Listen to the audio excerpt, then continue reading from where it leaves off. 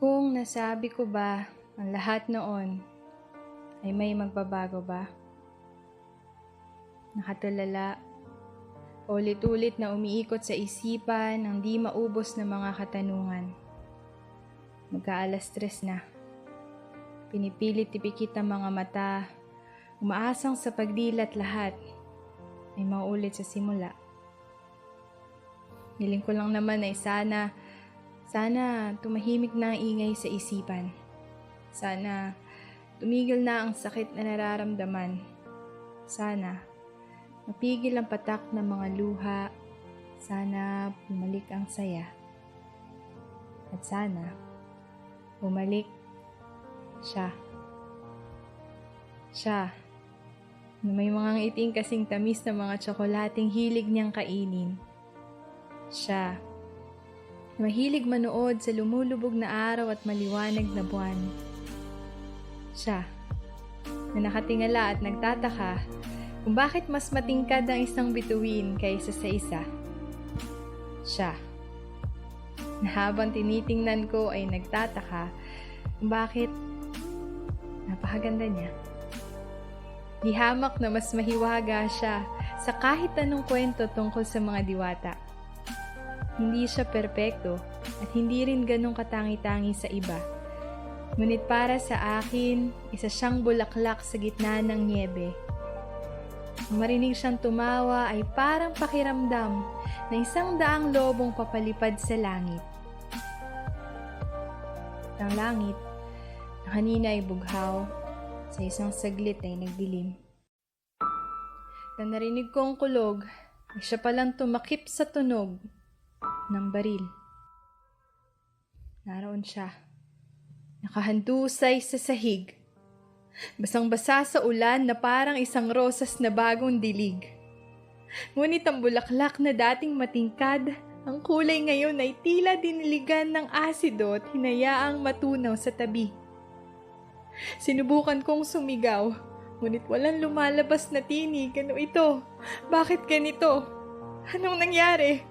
Paano patigilin ang oras na nagpapaagos ng dugo mula sa kanyang katawan? Tulong!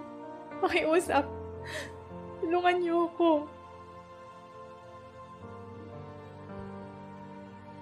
Katahimikan, kawalan, kadiliman. Ilang taon din akong lumalakad na parang walang kaluluwa. Sapagkat ako ay siya. At siya ay ako. Sa kanyang pagkawala, ano pa ang aking halaga? Bakit ako nabubuhay pa? Kung nasabi ko ba ang lahat noon, ay may magbabago ba? Kung mas nilakasan ko ba ang pagsigaw noon, may makikinig ba? Kung mayroon bang isang lumapit noon, may tutulong ba? At kung mabuti nga ang Diyos, bakit siya nagpabaya? Galit at poot. Nilulunod ako ng bawat pagsisisi at pighati. At sa gitna ng pagdurusa, sinubukang magbigay ng tsansa at kumapit sa iba. Pinalitan ng hindi na, ng baka. Hindi na pwede, pero baka pwede pa. Ngunit sa bawat pagkakataong sumubok tumingala, ay tila mas lalong lumubog pa. Mapailalim. Ang mga bula ng huli kong paghinga ay umaangat. Unti-unting sumisikip ang dibdib. Kung titingin ka lang sa akin noon ay may magbabago pa. Pamilyar ang boses na ito. Sino siya? Kung bibigyan mo ko ng pagkakataon ay may pag-asa pa. Pinipilit idilat ang mga matang tinakluban ng kumot ng dagat. Pumipiglas sa tanikalang bumigti sa aking mga kamay. Hindi ko to kaya. Hindi ko to kaya nang ako lang. At doon ko nadama ang mga yakap na unti-unting tumunaw sa bakal ng kahapong tinangka kong takbuhan. Alam kong masakit dahil ako din ay sinaktan. Sinaktan nila ako para sa iyo.